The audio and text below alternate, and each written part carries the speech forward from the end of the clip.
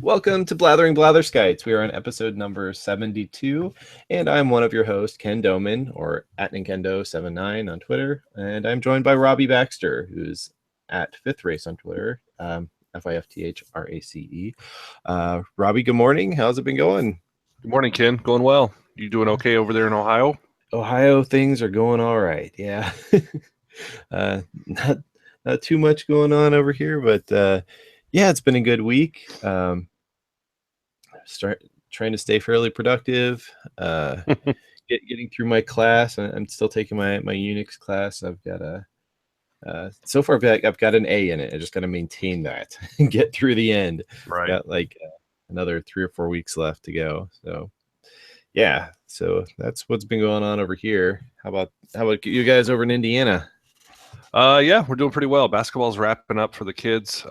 We had our last games this last weekend, and both boys really love basketball. So if they continue to grow like I did at that age, they, right. maybe they'll be able to keep playing for a while.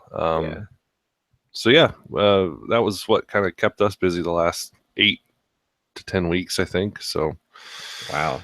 Yeah, I'm kind of glad that's over for at least for a little while. We won't have sports every weekend. But we start soccer again sometime. I don't know when. So. Yeah, we've been trying to figure out what what Finn wants to play, because he turns 4 this month. He's got a couple weeks till his birthday, and he wants to play baseball. And we checked, and I guess he's just like a few months shy on the birth date thing.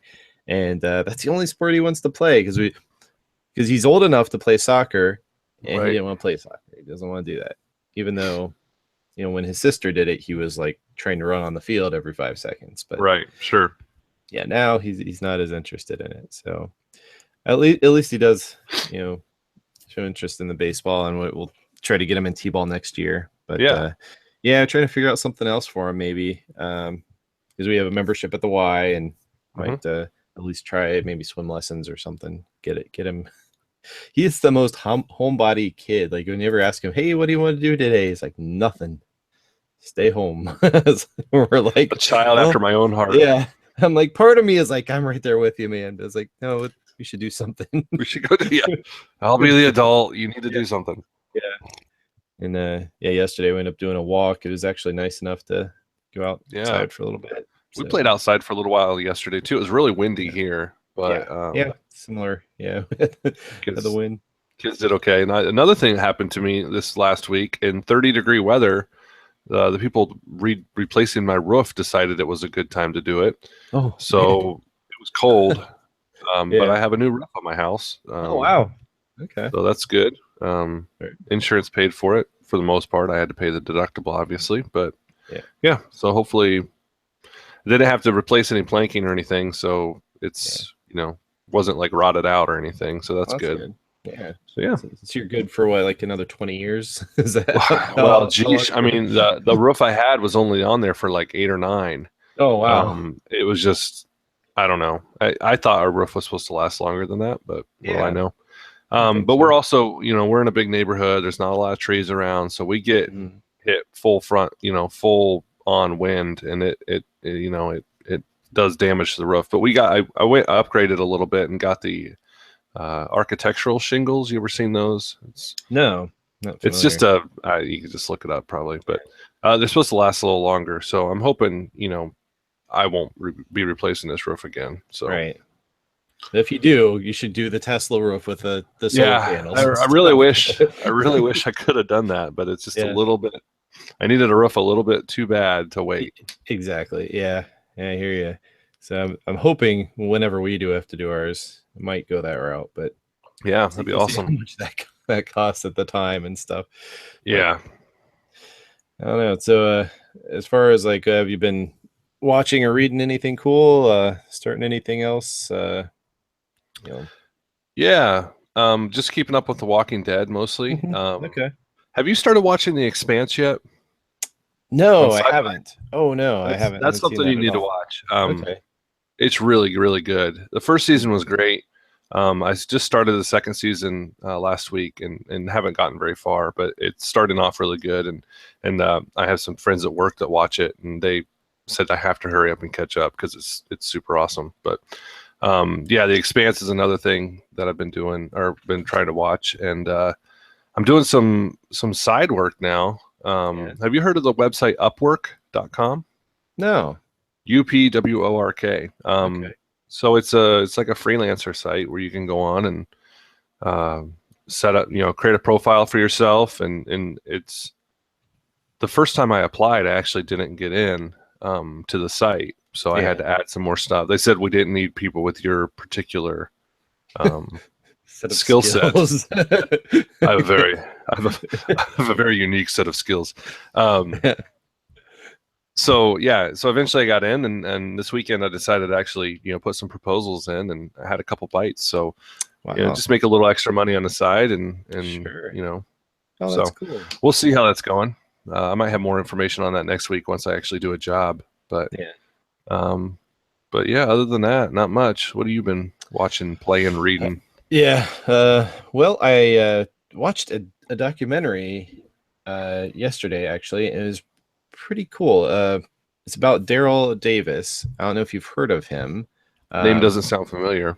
He's an African American gentleman who has made friends throughout his life with many KKK members and has actually gotten a lot of them to kind of renounce the KKK, to leave. And his method is just pretty simple. He goes and he tries to talk to them and befriend them, and then they just realize, hey, this is a normal dude, and this Right. is, why are we hating everyone because of their color and stuff?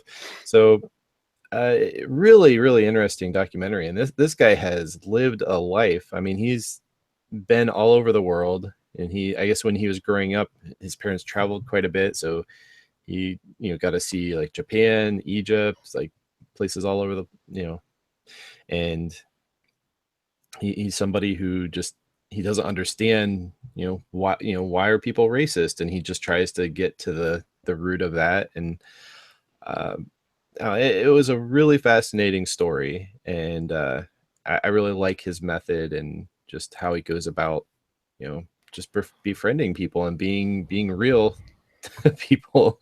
And So what does the documentary consist of? Is it just him talking about these things, or do they actually witness him having conversations with people?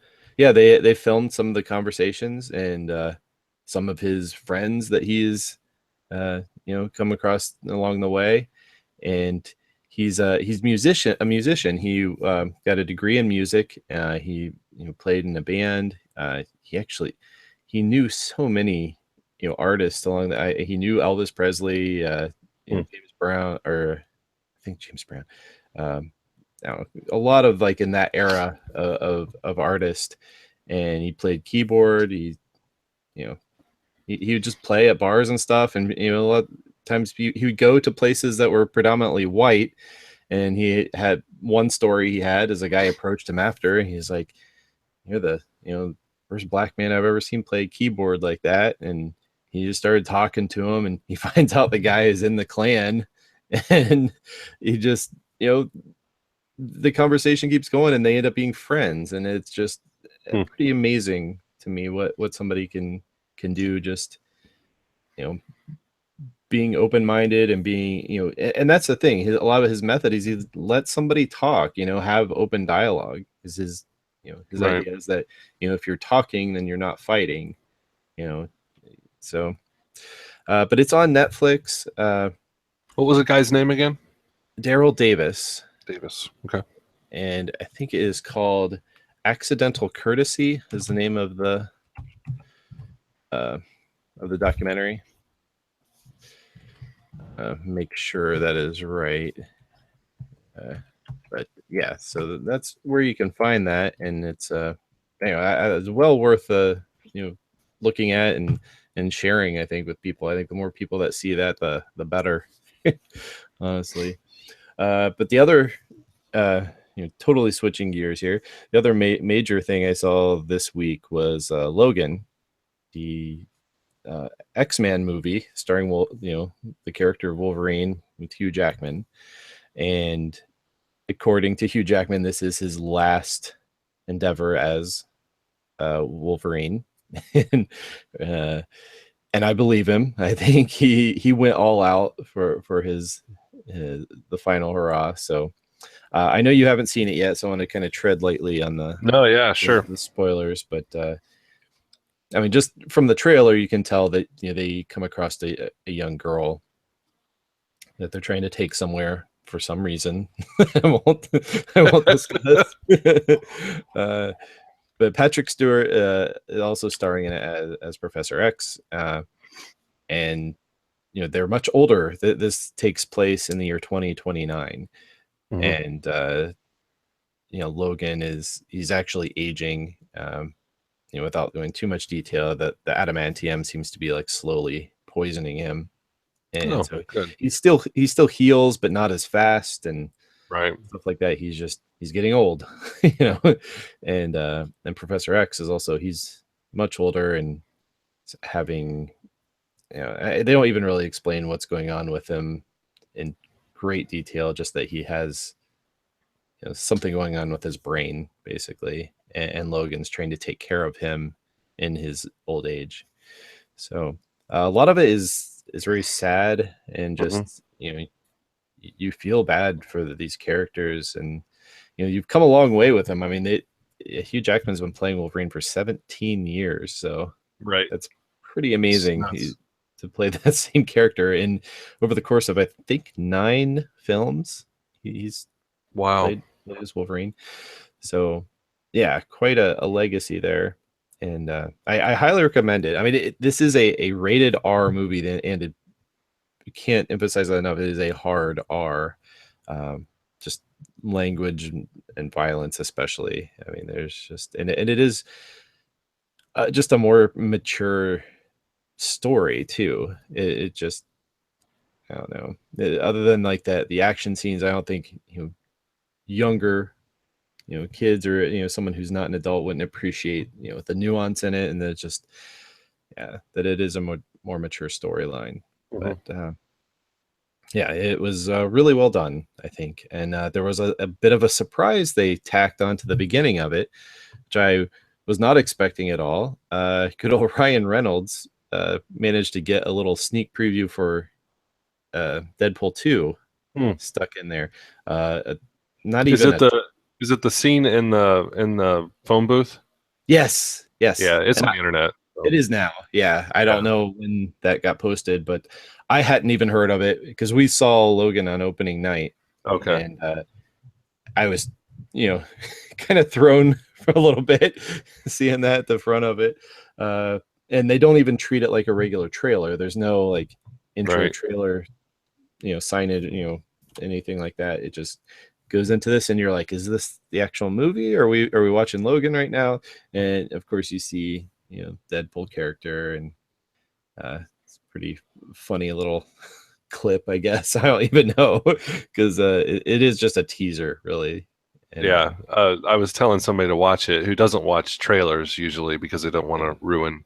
They said, "Is this a trailer?" Or I said, "I don't think it has anything to do with the movie at all." Like, no, I think it's just a promo thing. It doesn't. Yeah. So. Yeah, it's not. Yeah. Well, they released that very early footage of the first Deadpool movie. That I guess that scene did end up getting worked into the movie, but it wasn't. I think they had to refilm that for the actual movie. Right. Yeah. And yeah, this is just their marketing team over there, working on the Deadpool films. They're brilliant. They keep the buzz going, and I don't even know that they didn't even put a release date on it. They just said not soon enough. That's what it said at the end of it. So sounds about right. Yeah. I'd imagine they'd be hard pressed for a release this year. I'm thinking at least 2018. So yeah, I'd say that's a pretty strong. Maybe mid 2018 probably be good. So it's a while out still, because I think they just secured a director not that long ago, because they had the original director of the original one left the project. So yeah, there.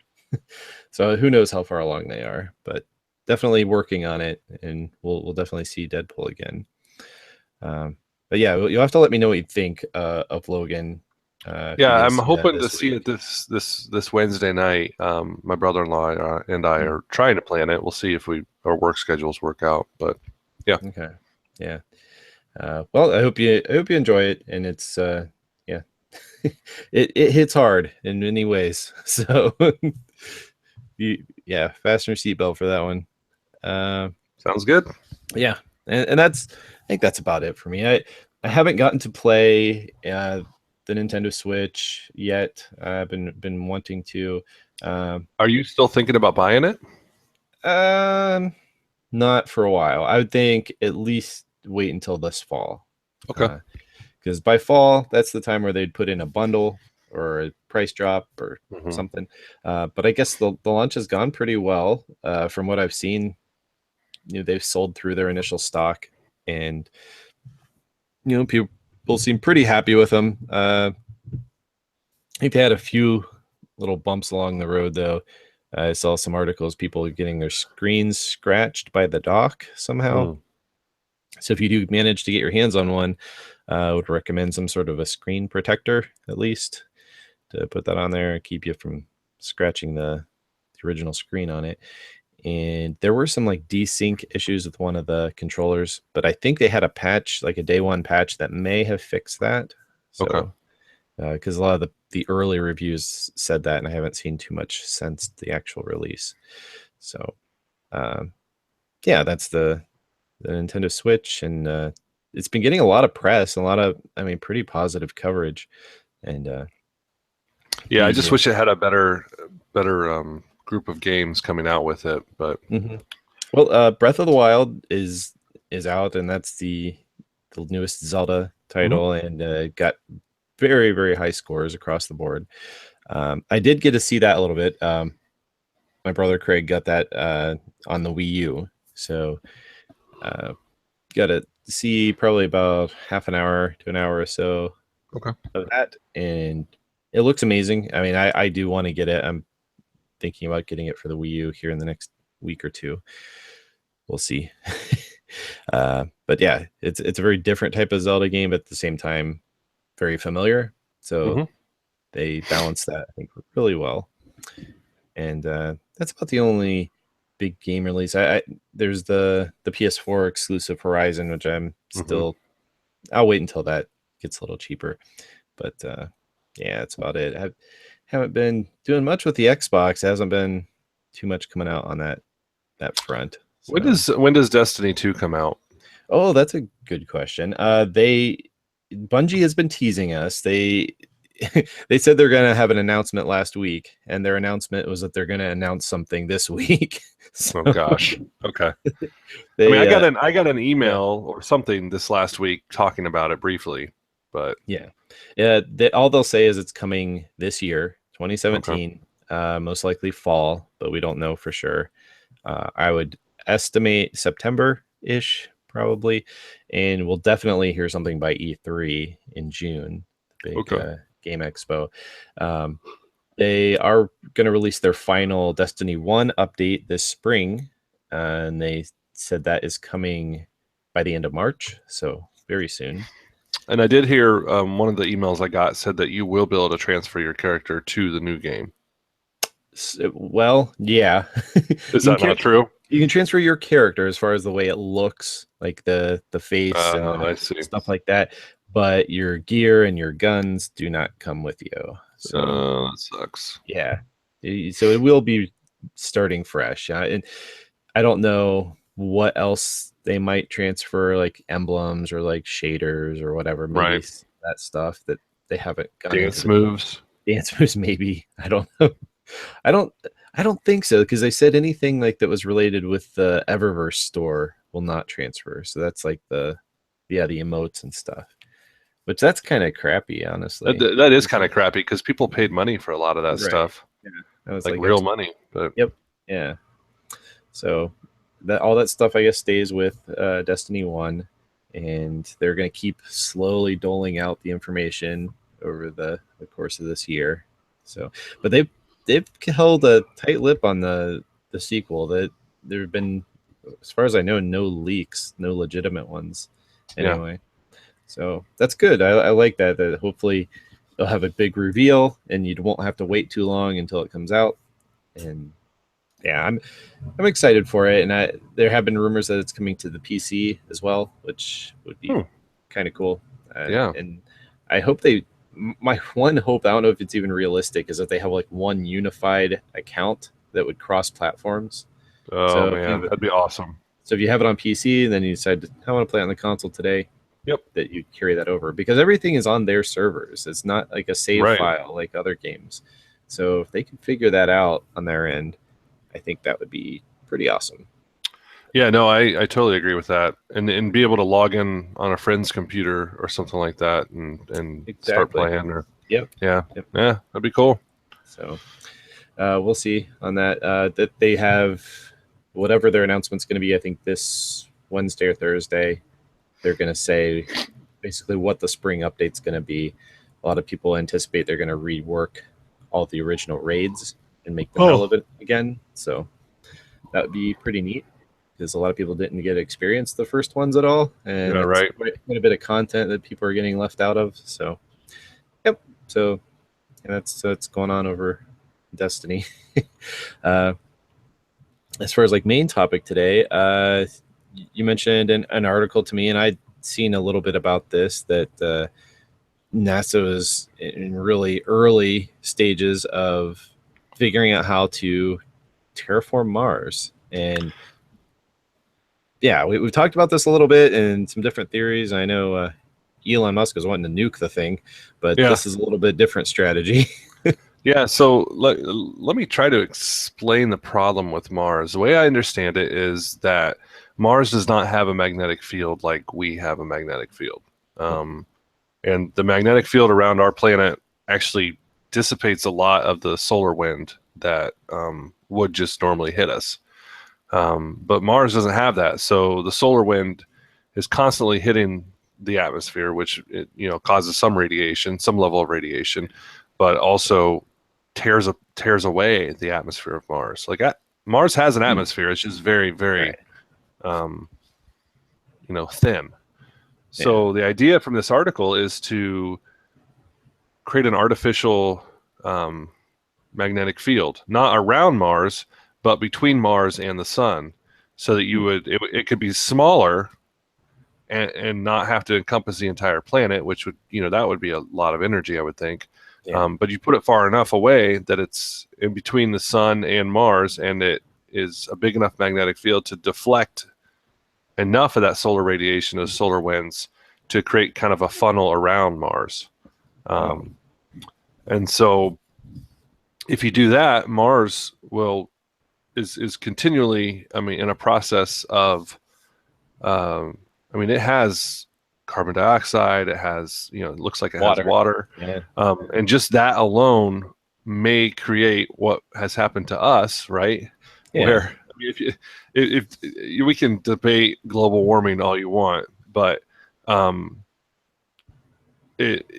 idea is that you put more carbon dioxide and these greenhouse gases in the atmosphere, and the planet heats up. So you really, all you're doing is just allowing Mars to do that. It has CO2 that's being released into the atmosphere.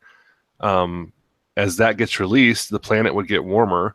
The water that's underneath the surface would begin to melt. And that would evaporate and create more of an atmosphere, and it's a bit of a chain reaction. And they said that it wouldn't take that long. It would take a lifetime kind of thing. Whereas nuking the polar caps would be helpful too, because you'd melt a ton of water and put it into the atmosphere. But you still have to create that magnetic field is very important, because the sun is constantly going to be tearing away the atmosphere with those solar winds. So sound like a pretty cool idea. Did I explain that well enough? I think so. It seems to make sense to me as far as the way you described it. I imagine there's probably tons more details and math that's going into that, but I think as an overview, that's That's pretty cool. So the other part of that is, how do you generate a magnetic field big enough? And it sounds like it doesn't have to be any bigger than we could already generate now. Like the biggest problem is getting the materials into space to do it, I think. But we have, based on the conversation, this all happened like at a NASA annual think tank type meeting, I think, that somebody brought this up, and they started talking about it more and more, and they're like, oh wow, this seems somewhat feasible. And so apparently the energy required is nothing more than we're able to produce now. The technology needed isn't much of a step for us. We have enough energy output that we could do it. I don't know if it was nuclear or solar or what, but we have the tools. We have it's just the engineering problem now of getting the things there over there. Getting the things into that orbit, because it needs to orbit the sun at the same point that Mars is orbiting the sun, but it's going to have to be traveling slower. Yeah. Okay. Because it'll be inside the path, but it needs to be, I mean, it's similar to how we have lunar or solar eclipses, right? Our moon is just about the right size, or is exactly the right size, which is amazing. To when it gets between us and the sun, it eclipses it completely. So we need to put this magnetic field so that essentially would eclipse the sun from Mars, but it's not really eclipsing light at all. It's just eclipsing the bad stuff, the radiation. Yeah. Okay. Huh. Well, it looks like they have an estimate of how long this would take. Well, they said they could be started.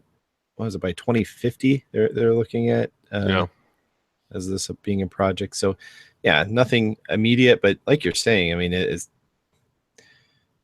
massive of a project as that is to even be thinking of it starting within that amount of time is amazing. For us to even be alive when that's starting is really cool. Yeah. But yeah, nothing happening like later this year or anything, but at least people are thinking about it and are working on these problems. And they start working on them now.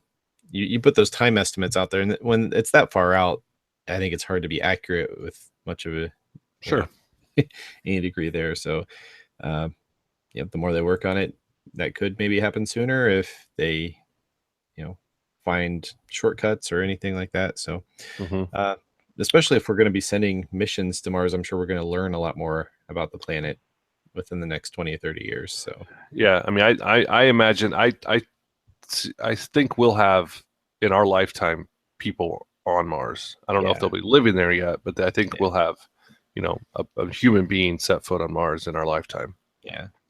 Well, and I don't know if we talked about it too much or not, but I know Musk has plans of colonizing the planet, so I'm sure he's pretty excited by this development. And if they maybe can combine this strategy with nuking the poles, if that that would actually possibly speed it up for sure. Yeah, right. So maybe it doesn't have to be either or situation. Maybe there are multiple strategies they can use. So yeah, I like that. I like where that's going. So there's actually like an hour and a half long talk. This is on Popular Mechanics website, the article I read. Okay. So props to them, but they have a link to the actual conversation or talk. It's about an hour and a half. So okay, maybe I haven't listened to it myself, but yeah, for sure. For anybody out there listening or watching, that might be worth checking out if you're interested. Okay, great. Well, I think that's all I had for this week's episode. I know we had one of our listeners mention something about would like to hear some different music in the podcast. We've only been doing it for like 70 episodes. I know. If anyone has any suggestions or any music that they have rights to that we could use, I know we use a small clip on ours now, and it's by the band Muse, who's pretty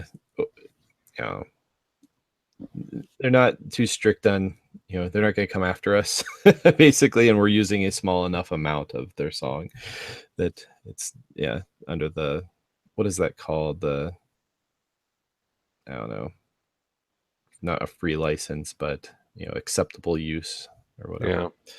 But that's all a complicated thing, and so we don't want to get in trouble, so when I use stuff that we're allowed to. I think Happy Birthday is in the public domain, so maybe we should use that. Okay, yeah. At least twice a year. Bring it in. You've got one coming up, yeah. I do have a birthday coming up. Yeah. I need to talk about that. So I've asked for a 3D printer for my birthday. Yeah. So I'm hoping I get that. That'll give us some things to talk about if I get that. Definitely. So. All kinds of things. You can make anything you want. Yeah. Exactly. Anything I want. Anyway. Yeah. Pretty cool. Well, thank you everyone for listening. Also, one last thing to mention, we use Zencastr for recording. So if anybody's interested in doing podcasting, it's a pretty cool way to get started. That's zencastr.com, and you can record your own podcast and have a guest, and it's free to use, and that's why we wanted to mention that. So any other announcements? No, I think plans are we'll be at it again next week, so expect a new episode. Thank you everyone for listening. Also, you can check out our Facebook page, facebook.com/bblatherskites. It's probably the best way to get updates on things, and I try to post articles every once in a while, so you can check there for more information. Let's try to post this article that we saw for Popular Mechanics on there. Yep, I'll put that on there, so you can check that out there. And you can also comment on there and interact with us if you'd like to. Also, we mentioned our Twitter handles earlier. Also, our podcast has one at @bblatherskites there as well. So I think that covers everything. I hope everyone has a really good week. Yep. Enjoy it. If you get a chance to see Logan, let us know what you think. It's I think pretty cool movie out there if you're old enough to watch it. So have a good week, everyone. We will catch you later.